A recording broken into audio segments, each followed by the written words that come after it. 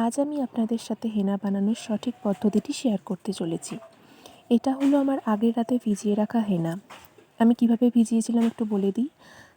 চা পাতার যেটা ফোটানোর পর জল বেরায় সেটাতেই হেনাটাকে ভিজিয়ে রেখেছিলাম। পরের দিনে দেখুন রঙটা কত গাঢ় হয়েছে। তার সাথে আমি এই কফিটা অ্যাড করব এবং আমি দেব লেমন।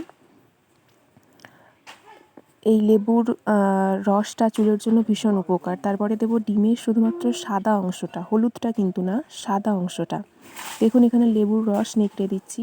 লেবু কিন্তু যে চুলের খুশকি সেটা দূর করে এবং স্ক্যাল্পের পরিষ্কার রাখতে সাহায্য করে, সেই জন্য আমি লেবুর রস অ্যাড করে নিচ্ছি।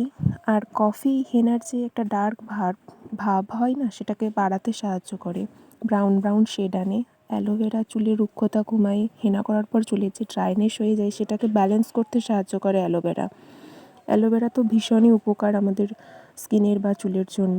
আর তারপরে ইউজ করছি ডিমের সাদা অংশ, যেটা আমাদের চুলে প্রোটিন দেয়, চুলকে শক্ত করে তোলে একদম গোড়া থেকে। তো এটা চুলের জন্য ভীষণই উপকার, শুধুমাত্র হোয়াইট পোর্শনটা। তো এগুলো সবগুলো একসাথে নেওয়া হয়ে গেলে এটাকে ভালোভাবে মিক্স করতে হবে। দেন এটা মেখে 1 থেকে 1.5 ঘন্টার মতো রাখার পর শুধুমাত্র ঠান্ডা জল দিয়ে ওয়াশ করতে হবে। দেন পরের দিন শ্যাম্পু ইউজ করে নিতে হবে।